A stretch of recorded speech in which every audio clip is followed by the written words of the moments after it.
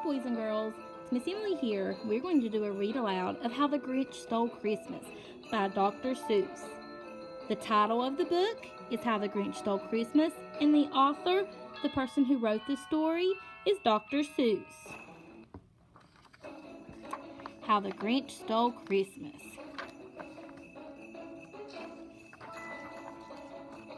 Every Who down in Whoville liked Christmas a lot. But the Grinch who lived just north of Whoville did not.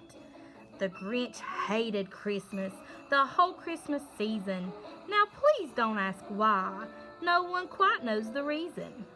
It could be his head wasn't screwed on just right. It could be, perhaps, that his shoes were too tight. But I think that the most likely reason of all may have been that his heart was 2 sizes too small. But whatever reason, his heart or his shoes, he stood there on Christmas Eve, hating the Whos, staring down from his cave with a sour, grinchy frown at the warm-lighted windows below in their town, for he knew every Who down in Whoville beneath was busy now hanging a mistletoe wreath. "And they're hanging their stockings," he snarled with a sneer. "Tomorrow is Christmas. It's practically here." Then he growled with his Grinch fingers nervously drumming. "I must find a way to stop Christmas from coming." For tomorrow, he knew, all the Who girls and boys would wake bright and early. They'd rush for their toys, and then, oh, the noise. The noise, noise, noise, noise. That's one thing he hated. The noise, noise, noise. They're shooting a bow and arrow. Look at the train. Then the Who's young and old would sit down to feast. And they'd feast, and they'd feast, and they'd feast, feast, feast, feast. They would feast on Who pudding and rare Who roast beef, which was something the Grinch couldn't stand in the least. And then they'd do something he liked least of all. Every Who down in Whoville, the tall and the small, would stand close together with Christmas bells ringing. They'd stand hand in hand, and the Whos would start singing. They'd sing, and they'd sing, and they'd sing, sing, sing, sing. And the more the Grinch thought of this Who Christmas sing, the more the Grinch thought, "I must stop this whole thing. While for 53 years I've put up with it now, I must stop this Christmas from coming. But how?" Then he got an idea, an awful idea. The Grinch got a wonderful, awful idea. "I know just what to do," the Grinch laughed in his throat. And he made a quick Santa Claus hat and a coat. And he chuckled and clucked, "What a great Grinchy trick! With this coat and this hat, I look just like Saint Nick. All I need is a reindeer." The Grinch looked around. But since reindeer are scarce, there was none to be found. Did that stop that old Grinch? No! The Grinch simply said, "If I can't find a reindeer, I'll make one instead." So he called his dog Max, then he took some red thread, and he tied a big horn on the top of his head. Then he loaded some bags and some old empty sacks on a ramshackle sleigh as he hitched up old Max. The Grinch said, "Get up!" and the sleigh started down toward the homes where the Whos lay a snooze in their town. All their windows were dark, quiet snow filled the air. All the Whos were all dreaming sweet dreams without care. When he came to the first little house on the square. "This is stop number 1, the old Grinchy Claus hissed, and he climbed to the roof, empty bags in his fist. What's he going to do, boys and girls?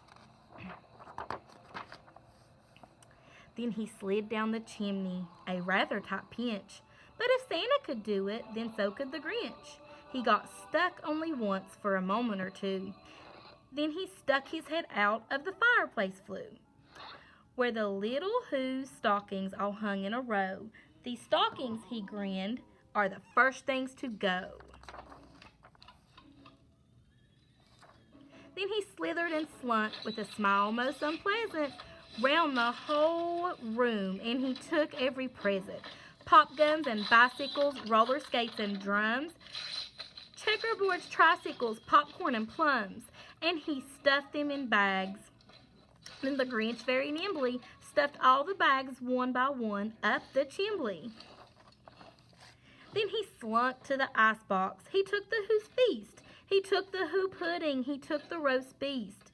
He cleaned out that icebox as quick as a flash, while that Grinch even took their last can of Who Hash.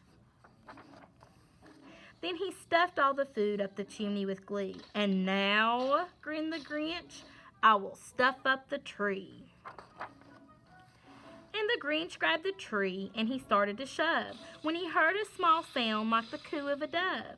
He turned around fast and he saw a small Who, little Cindy Lou who was not more than 2. The Grinch had been caught by this tiny Who daughter who got out of bed for a cup of cold water. She stared at the Grinch and said, Santa Claus, why? Why are you taking our Christmas tree? Why? But you know that old Grinch was so smart and so slick, he thought up a lie, and he thought it up quick. Why, my sweet little tot, the fake Santa Claus lied, there's a light on this tree that won't light on one side. So I'm taking it home to my workshop, my dear. I'll fix it up there, then I'll bring it back here. And his fib fooled the child, then he patted her head, and he got her a drink, and he sent her to bed. And when Cindy Lou Who went to bed with her cup, he went to the chimney and stuffed that tree up.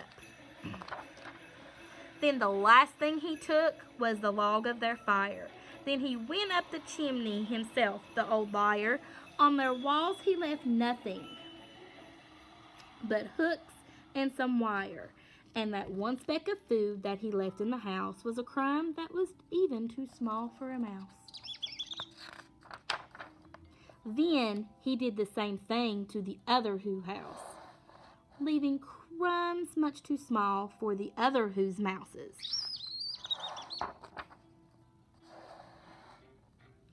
It was 1/4 dawn, all the Who's still abed, all the Who's still a snooze when he packed up his sled.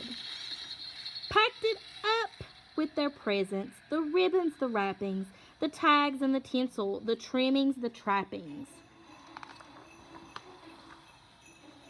3,000 feet up the side of Mount Crumpet, he rode with his load to the tip-top to dump it. Pooh-pooh to the Who's, he was grinchiously humming. They're finding out now that no Christmas is coming. They're just waking up, I know just what they'll do. Their mouths will hang open a minute or two. Then the Who's down in Whoville will all cry boo-hoo.